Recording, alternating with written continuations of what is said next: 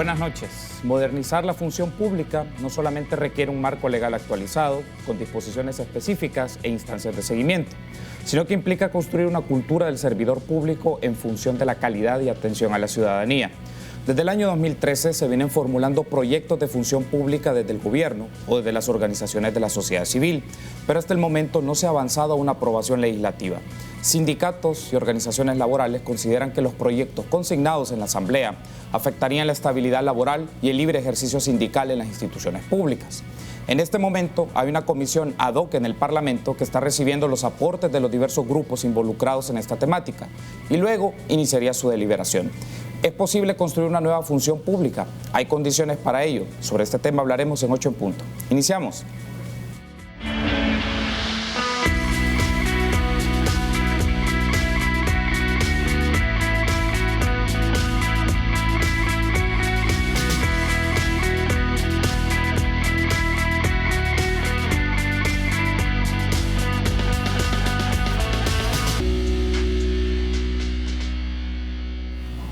Muy buenas noches, qué gusto que nos acompañe en una nueva edición de 8 en punto. Les saluda Carlos Monterrosa en la edición de este martes 8 de octubre. Vamos a hablar sobre la función pública, condiciones actuales y cómo está el proceso de discusión en la Asamblea Legislativa. Y es un gusto para mí recibir en este set a Marjorie Trigueros, investigadora senior del Departamento de Estudios Jurídicos de FUSADES, y a Antonio Morales, ex subsecretario de Gobernabilidad y Modernización del Estado, periodo 2009-2014. Buenas noches, bienvenidos a 8 en punto. Qué gusto volver a encontrarnos, Marjorie. Un placer y gracias por la invitación. Gracias a usted por estar con nosotros. Qué gusto encontrarnos, Antonio. Bienvenido también a Canal 33. Carlos, por la invitación. Un saludo pues a la audiencia de este importante programa. Muy amables a ustedes. Les invito a que veamos la siguiente nota introductoria. La antigüedad de la ahora Ley de la Función Pública hizo que el tema se empezara a discutir en la Asamblea Legislativa y se presentaran algunos anteproyectos de ley. La ley vigente del servicio civil data de 1961, así que ha dejado de satisfacer las principales necesidades ciudadanas. De los dos proyectos presentados, la ley del servicio público es la que ha tenido mayor aceptación, incluso por la OIT, que según algunas organizaciones ayudaría a contribuir a resolver el problema y desorden que está actualmente. La evidencia que nos deja este tipo de prácticas es que han tenido cabida, porque lamentablemente no contamos en El Salvador con una normativa legal que le cierre las puertas a esas prácticas.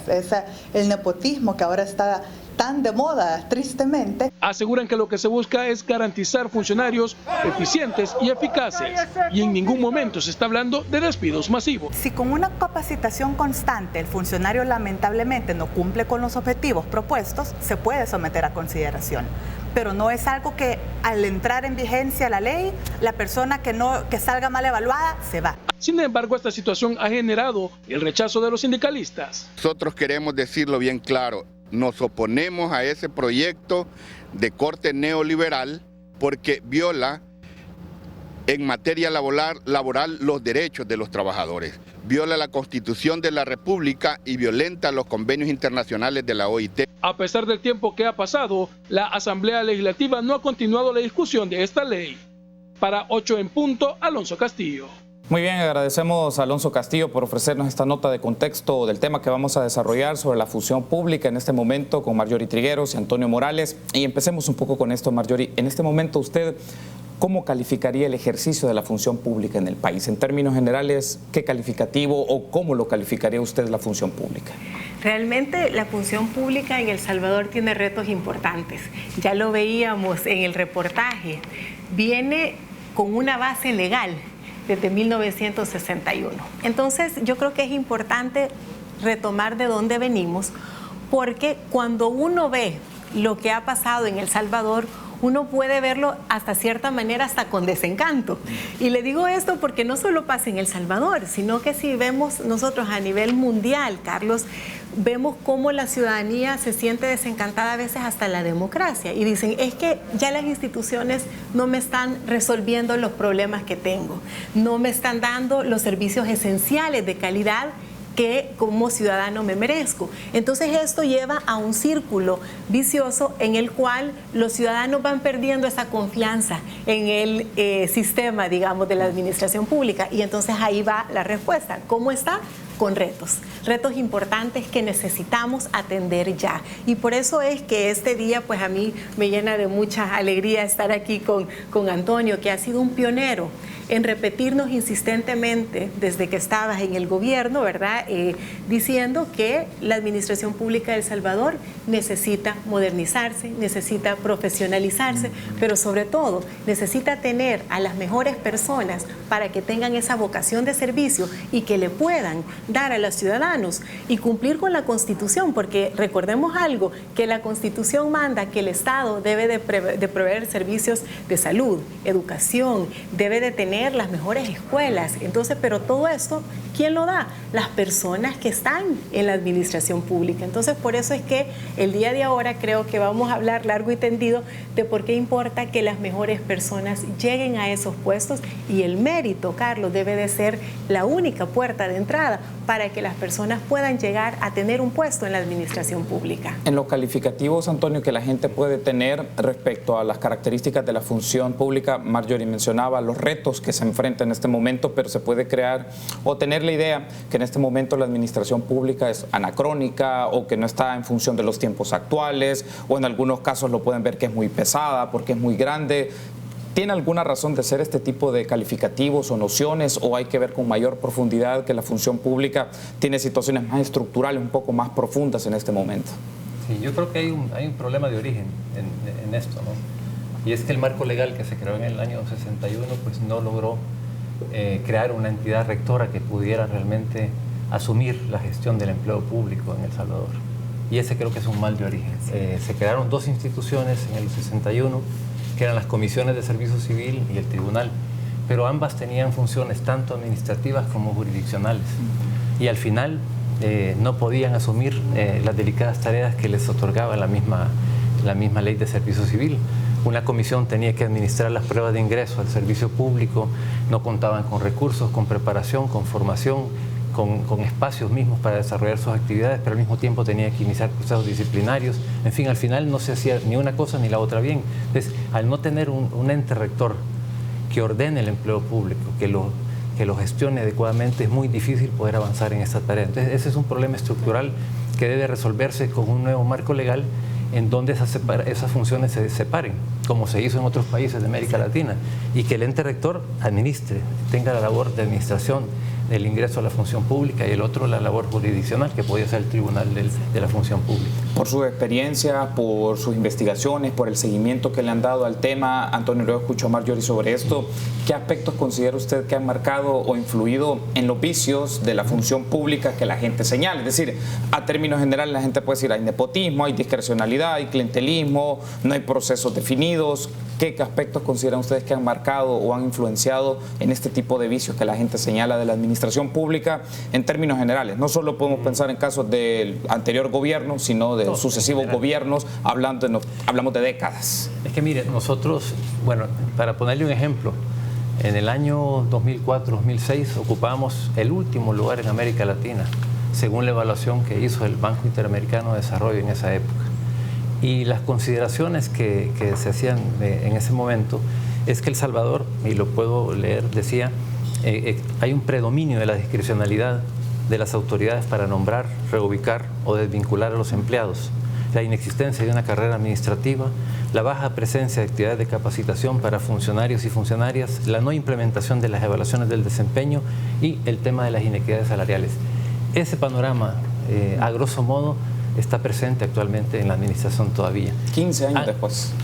Sí, y no digo que no hayan habido avances, porque del último lugar subimos. Claro. Cuando usted ve el infobarómetro de la función pública, en el año 83 se fue subiendo con la presencia del Hey Group acá en ese periodo, que hizo un trabajo extraordinario en materia de definir una forma moderna de gestionar los recursos humanos, y luego con el esfuerzo de la Subsecretaría de Modernización del Estado y luego de la Secretaría Técnica de la Presidencia logramos colocarnos por encima de la media regional, arriba de Guatemala, de Panamá y de Honduras.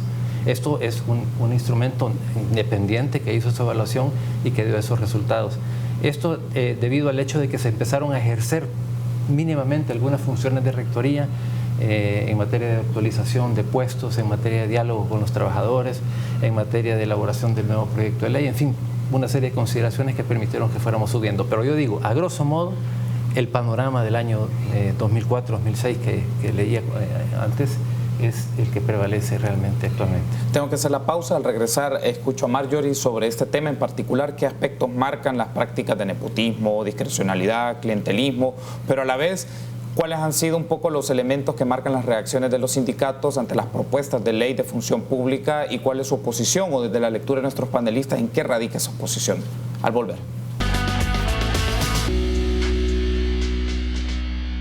Una mención importante: si estás ahorrando, estás ganando. Por cada $150 que ahorres, participa en sorteos en efectivo y premios al instante por más de $60,000.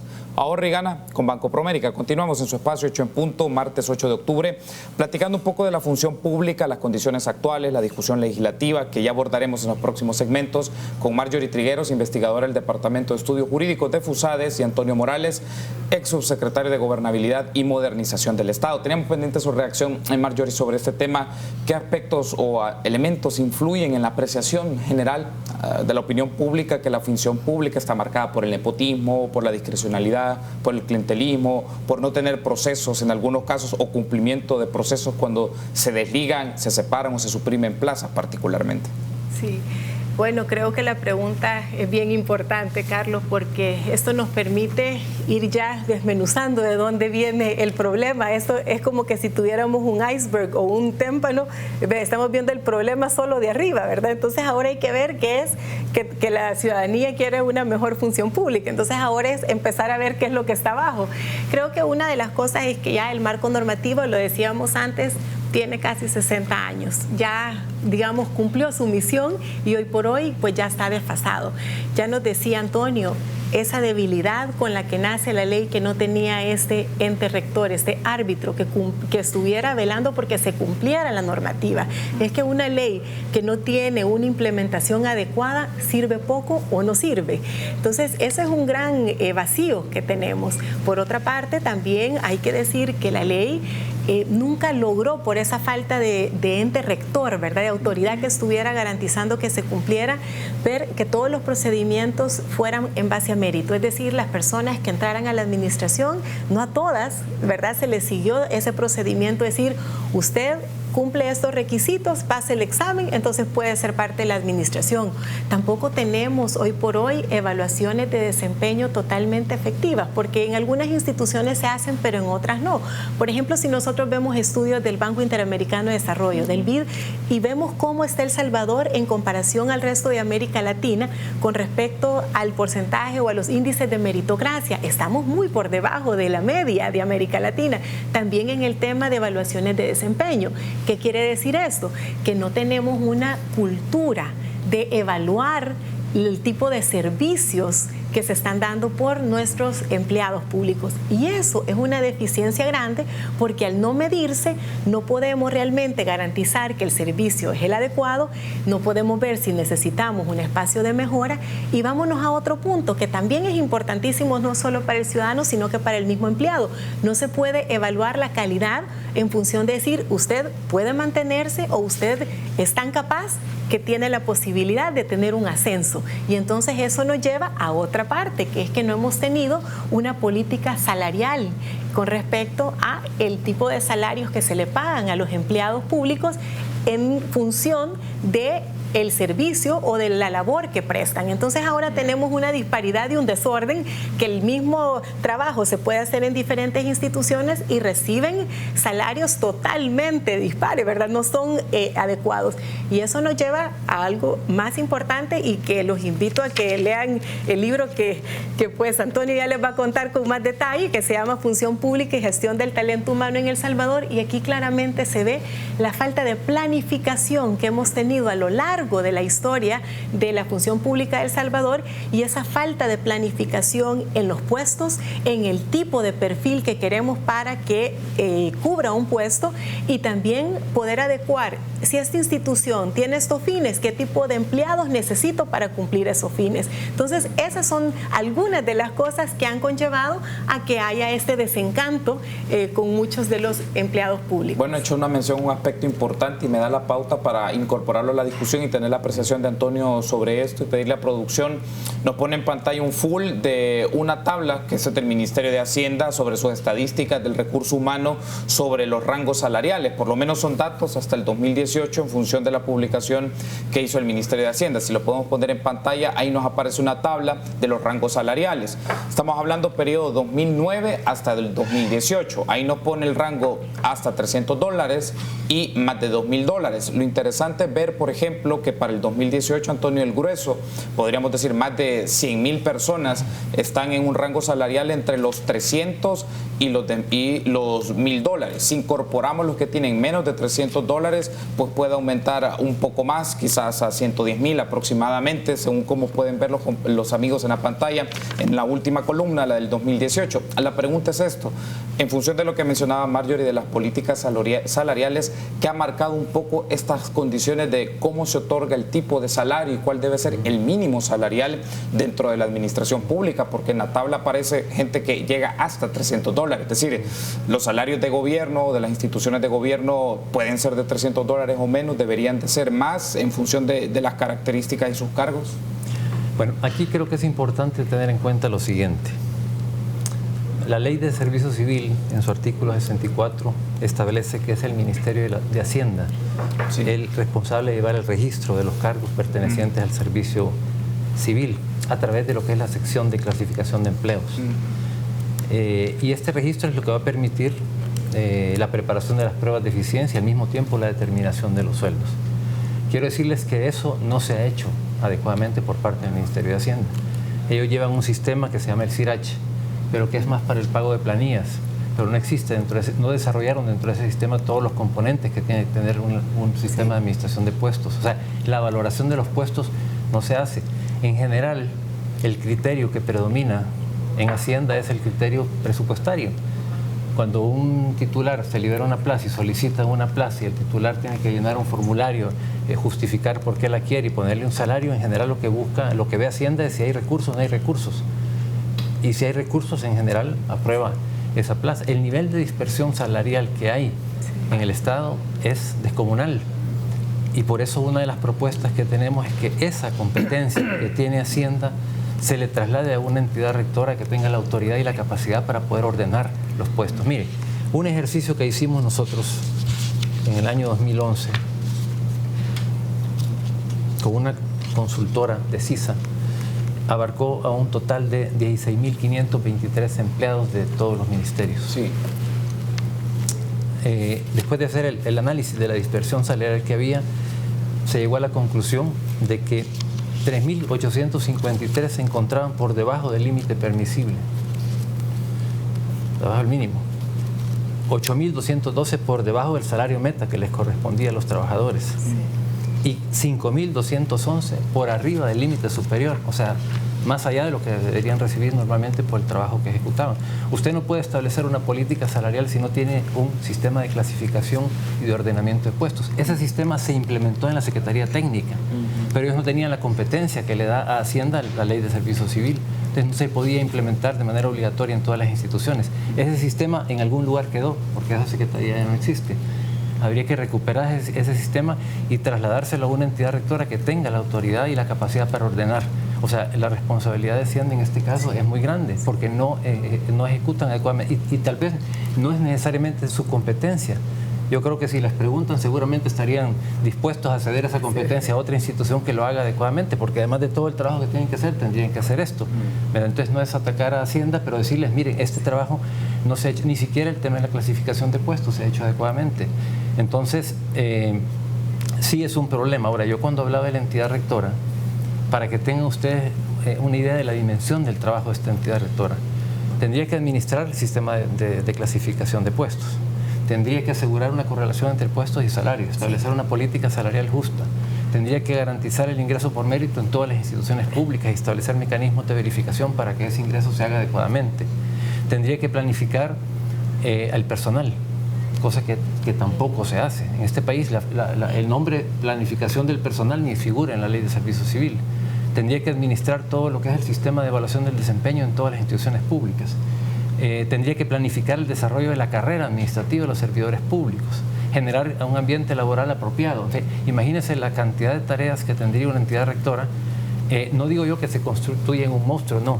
Puede ser una entidad muy técnica, muy capaz, muy competente, que se apoye en las entidades de recursos humanos en los diferentes ministerios para poder ejecutar estas funciones. Pero sí se requiere una entidad, porque de lo contrario, el desorden que existe en la administración pública no se va a resolver y el Estado va a seguir siendo incapaz de poder brindar servicios de calidad a la ciudadanía y servicios que se ejecuten con prontitud, con calidad, con justicia y con equidad. No digo que todas las instituciones, hay instituciones que están mejor que otras, pero en general yo creo que lo que describí el BID en el año 2004-2006 es válido todavía.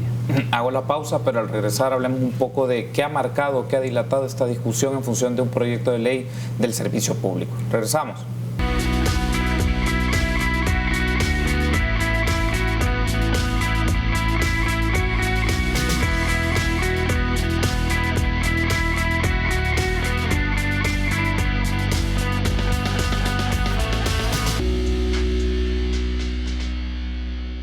Gracias por continuar junto a nosotros en 8 en punto. Seguimos hablando de la función pública. Quiero pedir a producción nos pone en pantalla un full sobre una línea de tiempo sobre los proyectos de ley de función pública, y nos puede servir porque también es algo que se ha trabajado por el equipo impulsor de la reforma a la función pública, un documento del año pasado, y es una línea interesante porque nos va poniendo desde 2013 hasta, podríamos decir, un poco finales del 2017, Marjorie, pero aquí aparece un asunto que ha marcado que esta discusión se ha dilatado por lo menos en los últimos 6 años. Es decir, esto en la práctica le interesa a los políticos, a los tomadores de decisión y los partidos, porque por como vemos la línea del tiempo no necesariamente, pero ¿qué ha explicado que esto se ha dilatado en los últimos 6-7 años? Bueno, la verdad es que cuando uno ve esa línea del tiempo, dice varias cosas, además de ese montón de números ahí de diferentes años. Fíjese usted, lo que estamos viendo es que, y tal vez ahí no se puede ver bien, pero desde 1961, el proyecto de ley, la ley del servicio civil tuvo muchas reformas. Sí. Entonces se hicieron un montón de parches porque la ley ya no respondía. Entonces viene ya en 2013 y se presenta el primer proyecto, luego de haberse estudiado, luego de haber traído a consultores internacionales, luego de haber consultado con la OIT, con la Organización Internacional del Trabajo, para ver que no se vulnerara ninguno de los derechos de los trabajadores. Y luego, pues en 2014, una organización de la sociedad civil lo presenta, ¿verdad? Pero básicamente era el mismo proyecto que el gobierno había estado trabajando de la función pública, pero duerme el sueño de los justos en la Asamblea, ¿verdad? O hasta hace poco, por lo menos. Luego, en 2017, en diciembre, se presenta ya una nueva, digamos, propuesta de ley, que es la que se conoce hoy como la Ley del Servicio Público. Entonces, lo interesante es ver que estos dos proyectos tienen bastantes cosas en común y los dos buscaban modernizar la legislación, ¿verdad? Y tienen ciertas diferencias que básicamente, Carlos, es con respecto a la institución rectora. Es que una es una autónoma en la ley de la función pública y el proyecto de ley de la función pública, y en el caso del proyecto de la ley del servicio público ya tiene otra figura que está adscrita pues a la presidencia. Pero lo que nosotros vimos en esa línea de tiempo, además, es que desde 2013 decía ahí, pero yo quisiera irme un poco más atrás, a 1996, que es cuando en el mismo libro, ¿verdad?, nos dice Antonio que se tuvo el apoyo del Banco Mundial para venir a hacer toda una radiografía de cómo estaba la administración pública y cómo lo modernizábamos. Entonces ahora nosotros vemos que hay dos proyectos de ley en la Asamblea, se ha creado una comisión ad hoc y sabe, esto es bueno, o sea, por primera vez nosotros vemos que estamos dando más pasos. Había estado todo este tiempo sin dársele iniciativa de ley al proyecto de 2013, 2014, y ahora ya pues por lo menos se ha empezado la discusión. Entonces al final la pregunta es, ¿a qué ritmo vamos a ir? Y creo que es aquí donde yo quisiera tomarme un ratito más solo para decir que aquí es donde el rol de la sociedad civil es fundamental. Porque nosotros como FUSADES y como con otras instituciones, somos cerca de 20 instituciones, hemos creado el equipo impulsor para promover la reforma a la función pública.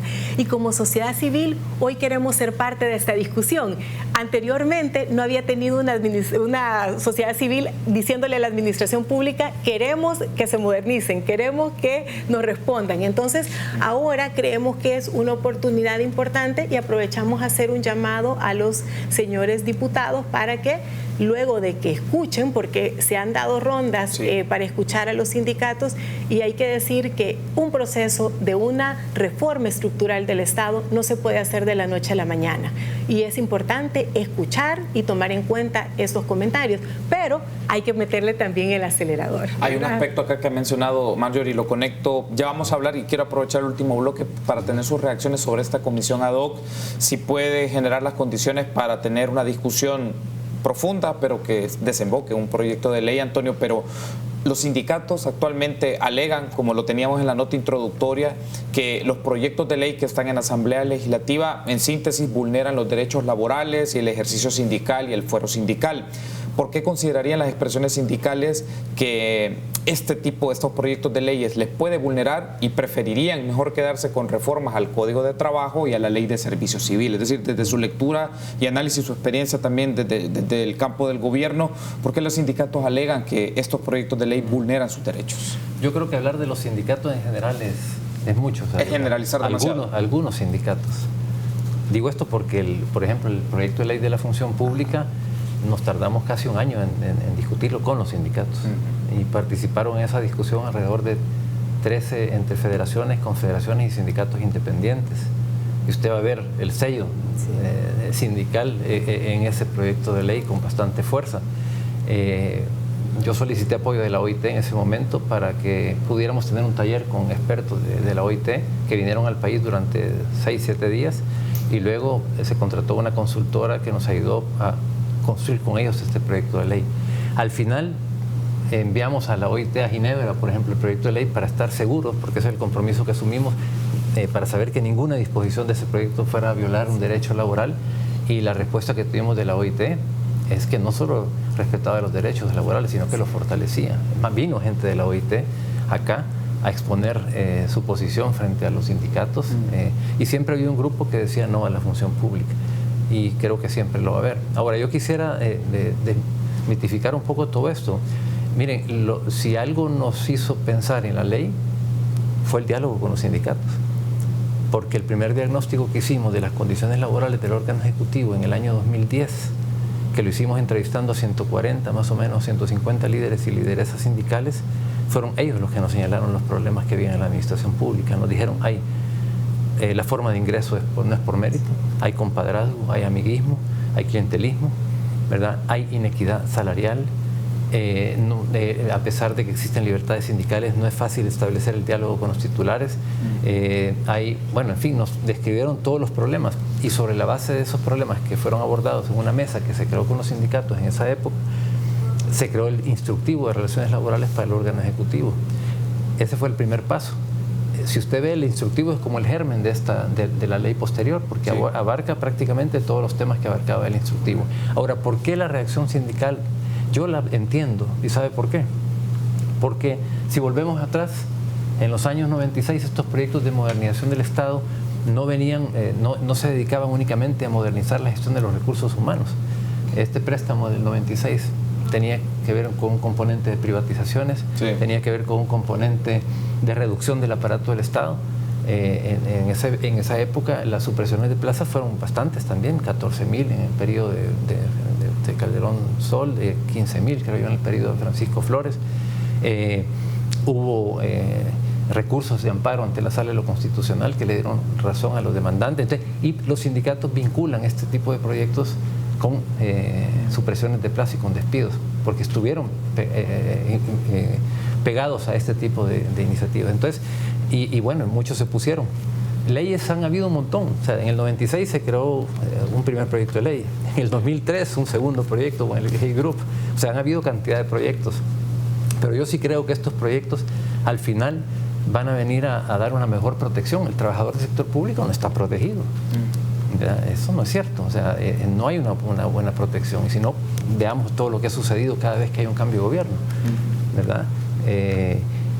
Hace falta realmente un ente rector y un buen tribunal que realmente pueda poner las cosas en su lugar y ordenar la administración pública. Hago la pausa, pero al regresar hablemos un poco de esta comisión ad hoc de la Asamblea Legislativa. Desde su perspectiva, ¿hay condiciones para que se lleguen a un acuerdo y que se lleve a buen puerto estos procesos? Y el ente rector, ¿qué características debe tener un ente rector? Y también particularmente lanzo la pregunta, ¿por qué a este nuevo gobierno le debe de interesar tener una ley de función pública? Regresamos.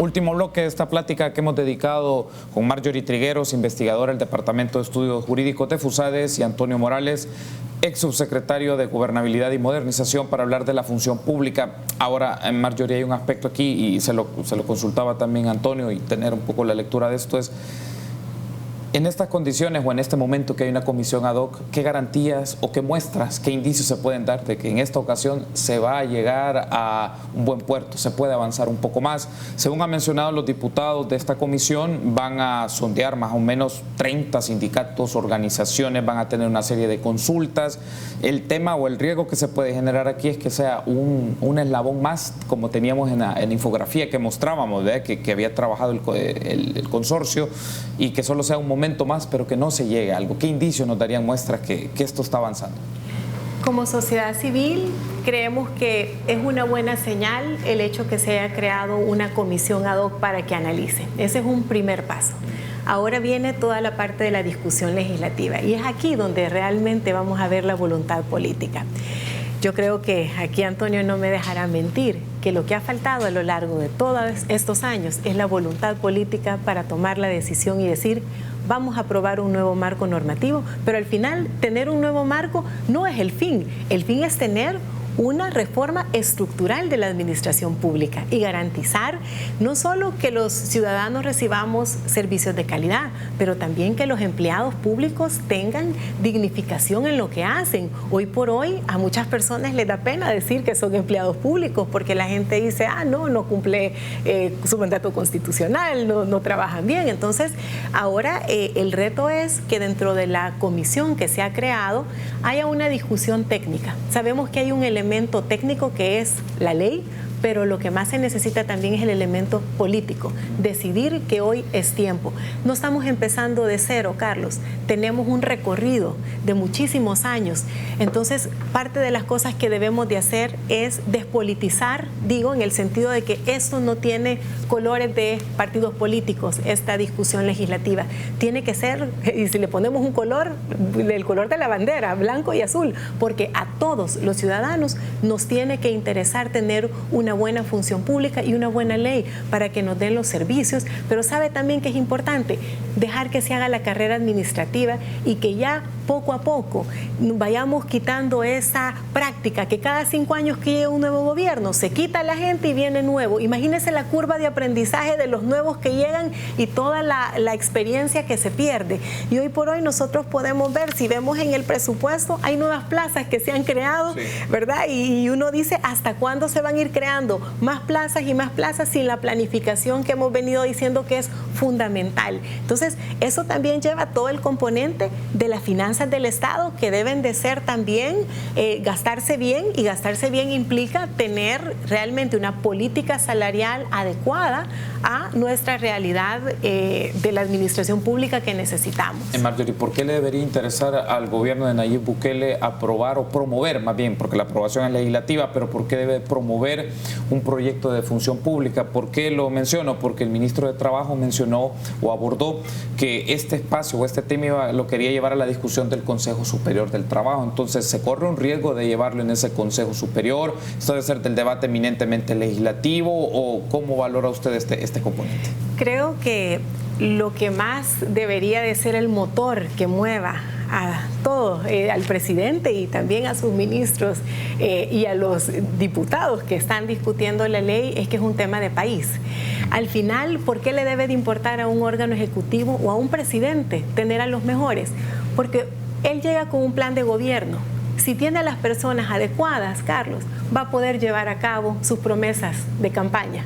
Pero si no tiene a las personas adecuadas, va a ser un gobierno que no va realmente a responder a la necesidad del país. Entonces, una ley así le va a permitir legitimarse a cada gobernante, asegurando que la gente que llega va a poder cumplir realmente lo que le han prometido a la ciudadanía. Eso debería ser realmente un motor para cualquier gobernante para decir: quiero una nueva ley de la función pública para llevar a los mejores que solo entren por mérito. Un asunto aquí también, Antonio, es la voluntad política, la construcción de voluntad política. ¿Cuáles son como algunos elementos que nos puedan decir que hay voluntad política? Porque dejan la impresión que a los partidos o que algunos tomadores de decisión, algunos políticos, este no es un tema principal en su agenda, sino otros. Pero ¿cómo se puede entretejer o construir voluntad política en los partidos, en los grupos parlamentarios, en los jefes de fracción, en los ministros, en el mismo presidente, sobre un tema por la implicación que esto tiene en el trabajo del Estado? Es un tema complicado, ¿no? Yo creo que un primer paso es lo que está sucediendo en la Asamblea Legislativa, y un indicador esperanzador también es el grupo promotor de la función pública al cual pertenece Marjorie, que han hecho un trabajo extraordinario para colocar este tema en agenda y que no se olvide. Realmente a mí me alegra muchísimo que haya un grupo de 20, 21 instituciones de la sociedad civil que lo han retomado. Yo creo que esto también hay que compartirlo con los ciudadanos, porque el ciudadano al final es el primer beneficiado. En la medida en que hay una administración profesional, va a haber capacidad de poder atender sus demandas con prontitud, con celeridad, con calidad, como realmente los salvadoreños se lo merecen. Todos los países que han profesionalizado sus administraciones son, bueno, los países que presentan mejores indicadores económicos y sociales, los que más transparencia exponen, han tenido más éxitos en su lucha contra la corrupción. En fin, ¿por qué? Porque se construye un Estado con personas éticas, profesionales, competentes, comprometidas socialmente con los fines del Estado, tal como lo establece la Constitución en su artículo primero, que no son otros que llevarle seguridad, educación, justicia, salud a la ciudadanía. Entonces, un Estado profesional es eso. Ahora, ¿por qué ha habido tanto problema y tan poca voluntad para hacerlo? Yo creo que la visión cortoplacista, ¿verdad? Considerar al Estado un Estado botín para pagar favores de campaña, para mantener márgenes de discrecionalidad, tanto para ubicar como para desvincular a las personas, olvidándonos que al final los empleados públicos están al servicio del Estado, de los ciudadanos, no de ningún partido político. Y lo dice expresamente la Constitución en su artículo 218, lo leo, dice: los funcionarios y demás personal del servicio público están al servicio del Estado y no de una fracción política determinada. No podrán prevalecerse de sus cargos para hacer política partidaria. El que lo hará será sancionado con la ley. Yo creo que este es algo que no se ha cumplido, ¿verdad? A lo largo de los años, los empleados públicos hay que respetarlos. No tiene por qué un empleado público ser simpatizante del partido que está gobernando en un momento determinado. Usted puede ser un empleado público de algún partido de la oposición, tiene todo el derecho. O sea, no nos olvidemos que el derecho a ingresar a los cargos públicos es un derecho humano, que está consagrado no solo en la Constitución, sino en la Declaración Universal de los Derechos Humanos, en el Pacto de Derechos Civiles y Políticos, en la Convención de la OEA, y el único criterio debe ser el mérito, y tiene que hacerse sin ningún tipo de discriminación.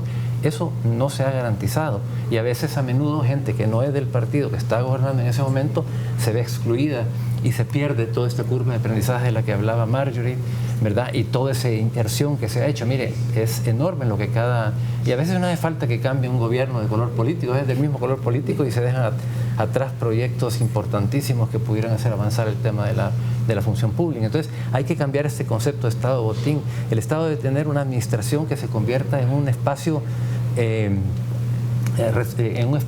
cuidado, reservado, que no responda a un interés parcial en particular, y que con rigurosidad técnica y jurídica y ética y estabilidad se pueda realmente construir algo a favor del interés general. En ese tipo de administración es la que nosotros creemos, y que pensamos que... ¿Por qué? Usted preguntaba, ¿por qué le conviene a un Estado tener una administración como esa? Porque es la única forma en que va a poder realizar realmente las promesas que se hacen durante las elecciones. De lo contrario, usted lo va a hacer con las instituciones que tiene. Y la única garantía de poder hacer que esas instituciones funcionen adecuadamente es profesionalizándolas en esta vía en que se ha estado discutiendo. Quiero darle las gracias por haberme acompañado y tener esta discusión sobre la función pública, un tema relevante, importante para su aplicación práctica, y no solamente más de esta noción de la expectativa que se tiene del trabajo de un Estado, de la organización del Estado mismo, sino de cómo eso se vincula en el día a día, en la práctica, en la cotidiano de los ciudadanos. Y la plática espero que la sigamos en un capítulo 2, capítulo 3. Gracias, Marjorie, gracias, Antonio, por habernos acompañado. Felicitarle también por su publicación más reciente de la función pública y la gestión del talento humano. Creo que es un texto importante que debe de discutirse no solo en los entornos académicos, universitarios, sino a nivel público, para entender por qué es necesario tener una modernización de la función pública en nuestro país. Gracias por haber estado con nosotros, Antonio, muy amable. Gracias, Marjorie. Muchísimas gracias, un honor. A ustedes también, amigos, gracias por habernos acompañado. Será hasta mañana, 8 en punto.